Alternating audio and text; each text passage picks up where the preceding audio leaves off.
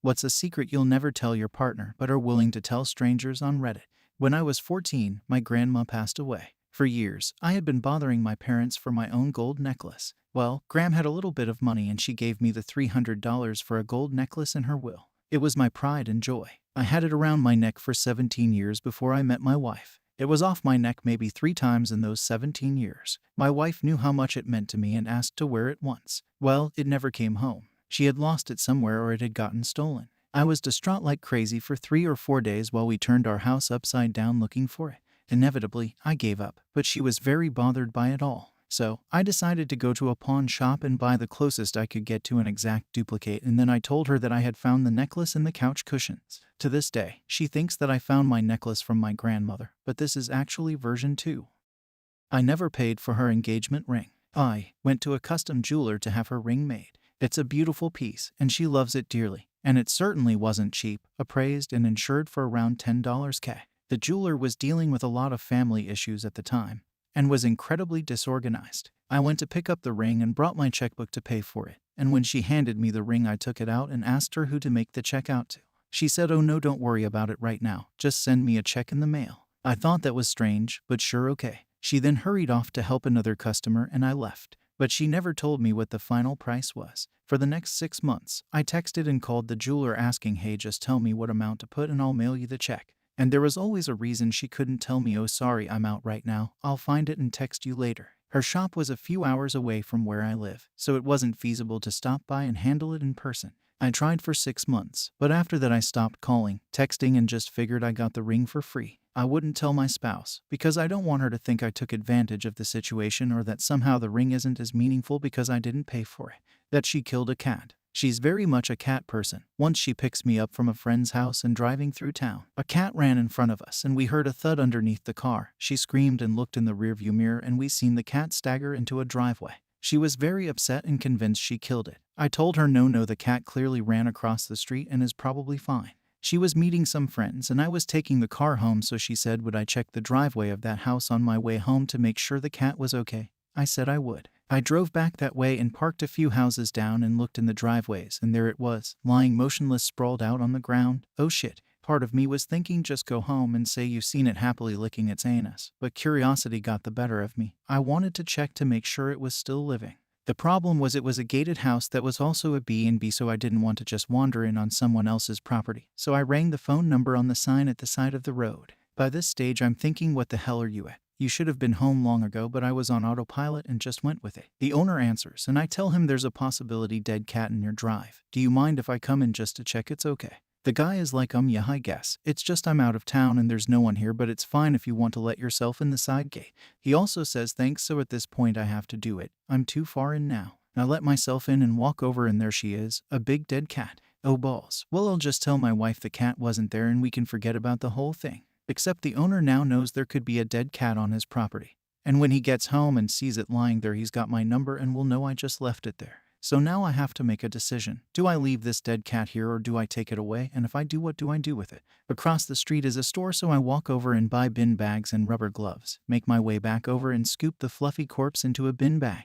Now I got a dead cat in a bag. I walk over to my car carrying this black bin bag. People are walking past me on the street, smiling and giving that upwards nod that strangers give. I give a nod back, but I'm not fully into it because they don't know I'm walking past them with a dead cat in a bin bag. I don't feel like taking it into my car because, it's a dead cat. So I Google vets and there happens to be one not too far away, walking distance. I ring and ask them, do they dispose of dead pets? They said they do. So I make my way down there and through the front door and ask the receptionist, was I just talking to them about pet disposal? She looks at me slightly freaked and says yes. I produce the bag and say, oh well, I have a cat here. And can I just give it to her? She's like, yeah, you just leave it at our back door back outside.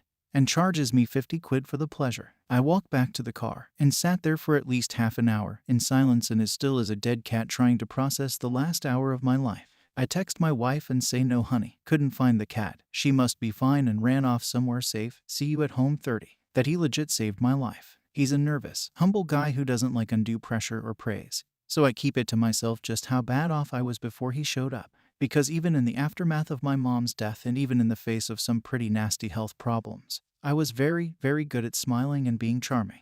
3 years of taking care of a terminally ill parent taught me how to smile and bear it and feign positivity even when you're running on empty. And I never felt like I could be anything other than the fixer, the doer, the person who always knows what to say, the reliable one, the who has every answer and can make bad feelings go away by just fixing the problem for you. I was not allowed to be negative, ever, but he legit came in and helped me with mom's estate and cheerleaded me into getting out of a dead-end career and put a stake in the heart of some severely toxic relationships I had and even helped me budget so I could finally afford health insurance, which wasn't a moment too soon because I caught shit right in the nick of time.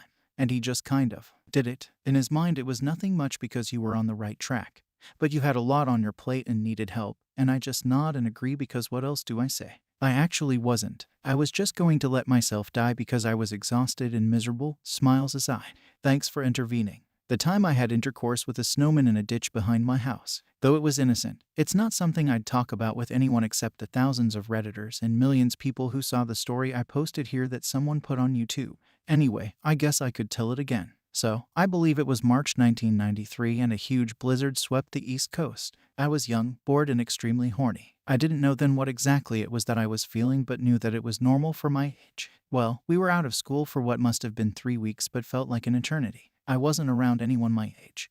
There were no girls in my neighborhood and obviously no internet for browsing of a certain kind, but even if there was, I'd definitely be too afraid to attempt it. One evening before dark, I decided enough was enough and I couldn't handle the urge anymore. I had been holding back for weeks because I was too embarrassed to do anything in the bathroom. The guilt and anxiety of someone catching me was too much. My room wasn't an option because the door didn't lock, and when my door was shut someone would ask why or just open it. It was far too risky and I couldn't jeopardize my reputation of being the only normal one in my family. I threw on my snow clothes and scuttled off into the wilderness behind my house with a plan. I wasn't sure I'd actually do it, but I wasn't exactly thinking straight either, for obvious reasons. Once I arrived at my destination, I decided to slide down into a gully that was about 15 feet deep. I sat there for a few minutes and listened for footsteps in case someone saw me, but it was silent, completely silent, where I could almost hear my inner voice say, "Don't do it, man. This is the moment of no return," I told myself. I was like a runaway train never going back, wrong way on a one-way track. Anyway, I got to work and started shaping Snow into a female body. She had boobs, curves, and the necessary inlet. I unzipped and went ahead with the task that lay before me, and within a minute or so it was all over. A few seconds of guilt and shame overcame me as I zipped up and erased the evidence. I crawled out of the gully back through the woods to my house. I went to my room and tried my best to forget her, but to my surprise that would be impossible, and every time it snows, I still think of her. I've been so depressed lately. I do not like my job. I have crippling anxiety driving into work every day. I'm in six-figure debt, so I can't leave. I can't provide the life my family deserves, and it's only going to get tighter in coming months. I cry most days. My wife and son are the only things in my life keeping me going. They do make me happy, though it's a sad happy because I feel like I'm letting them down. My wife knows I'm not myself, but I won't tell her how bad things are. I know it will get better, but it's very hard right now. Edit. Thank you all for your words of encouragement. I will talk with my wife tonight and we'll try to come up with a plan. Not quite sure how, but she is going to get her husband back and my son is getting his dad back. Edit 2. I did talk with my wife. She's worried about me but so supportive. Things are tight but we'll get through. I made an appointment to talk to a professional. I don't have the energy now, but I'm going for a run on Friday after work and swimming with my son on Saturday. Thank you all. I did read a lot of comments and messages and everyone was supportive or funny. You all helped.